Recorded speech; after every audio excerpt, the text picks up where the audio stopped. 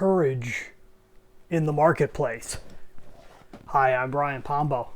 Welcome back to Brian J. Pombo Live. I'm holding up a copy of, this is a trade paperback of the Green Hornet, Year One. This is one of my favorite characters throughout time.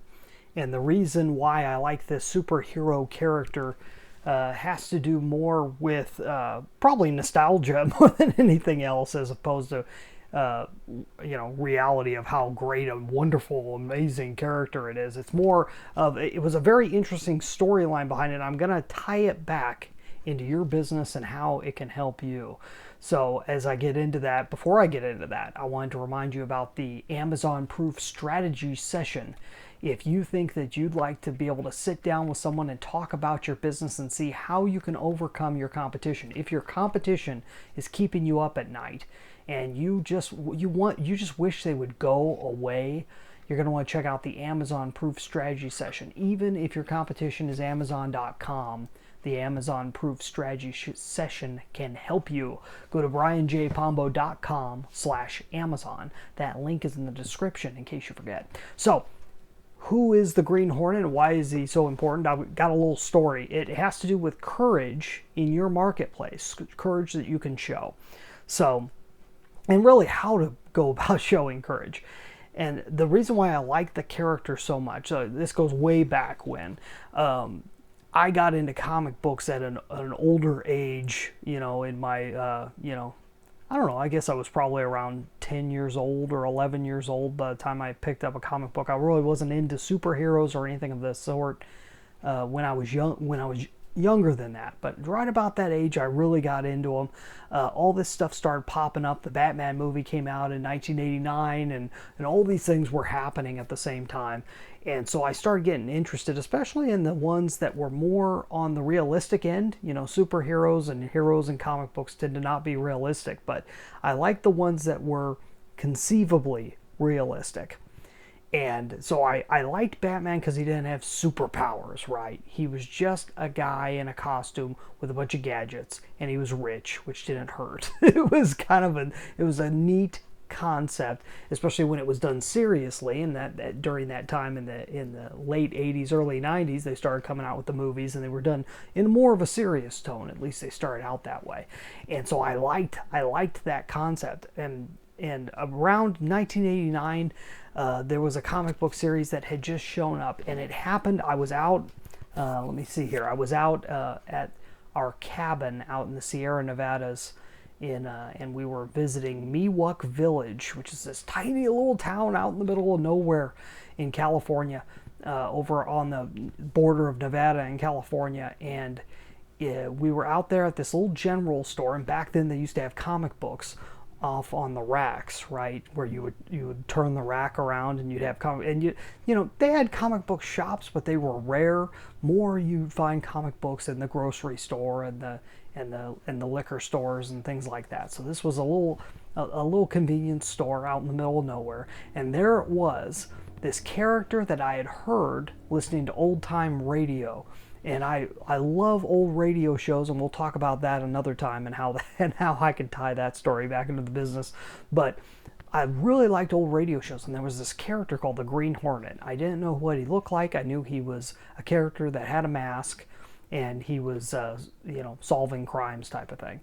And so I saw they had a comic book, and I grabbed it and I took it back to our cabin, and I was just poring over this thing.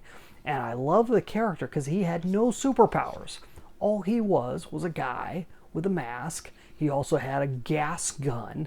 He didn't shoot people. All he did was he put them to sleep. So he had sleeping gas that he'd spray at people and put them to sleep. And he had his sidekick Kato along with him. So this just happened to be the first issue of the Green Hornet that had been. It was a kind of a republishing time. The character goes way back, okay? It's older than Superman and Batman. This is 1936 is when the character came out. And it was created for the radio. Eventually they put him on TV in the 60s. He had comic books and everything else in between, merchandising, everything else. But he's to this day, he's still kind of a forgotten character. Seth Rogen made a movie a ways back. But here's the neat thing about the character. Okay, I'm getting to my point. The thing that's neat about him is he, and it's the little twist that some of the other comic book characters out there have this thing somewhat about them. So Batman was kind of like seen as a bad guy in the very beginning, and they didn't know whether he was good or bad. And Spider-Man, no one knew whether he was good or bad. He was always trying to get people to think he was good, but you know, the chief of the newspaper always thought he was bad. And so there's all this, but Green Hornet is a character that intentionally wanted people to think himself as a villain. He intentionally made it that way. That way, nobody would try, and that it would allow him to work his way into the underworld as basically a competitor. Versus, so he had respect. He could actually discuss things with the bad guys and stuff like that because he was seen as a bad guy. He wasn't seen as a good guy. And so it allowed him to get away with a lot more things. It allowed them to never really know where he was coming from. The police were never trying to get in touch with him because he's a bad guy. He's just one of these guys you don't mess with, and they're trying to catch. But other than that, he intentionally branded himself as a bad guy. And there's a whole philosophy behind this that I really like. Ben Settle, I think, describes this in some of the best ways. If you're not aware who Ben Settle is, he's a famous copywriter who got really good at using daily emails and has created a whole system of how you can use daily emails to be able to grow your business. And so one of the things he's done is he actually has a couple of books out there all about villains, and basically fictional villains. And what he does is he takes them and takes their storyline and compares them back to real life situations and real life virtues that you should have involved somewhere in your business, or at least be aware of them, but whether they be virtues or vices. But he shows how villains are able to, through their mystique and through their strategies, are more valuable as characters than the heroes usually are. And they're usually a whole lot more interesting, right? And there's a reason behind that, and it goes back to human psychology. And if you have guts enough to be seen as a villain, then you'll be able to get a whole lot more done. And you got to think about this. Look at the people that might have kind of a villain look to them at some point. Grant Cardone, look at these people in the media that to some people they would see them as a villain. Take any major political character. Look at Donald Trump. I mean, these are people who are willing, allow themselves to be seen as a villain, even to the point where they kind of will push it along. Someone will call Donald Trump a name, and he'll say, "Yeah, you're darn right. I cheat on my taxes." He doesn't say that directly, but it's that thing where he goes along with it and is willing to be the villain. He has courage enough to be able to do that. Now, whether you like Donald Trump or not, I'm not trying to take you one way or not on that.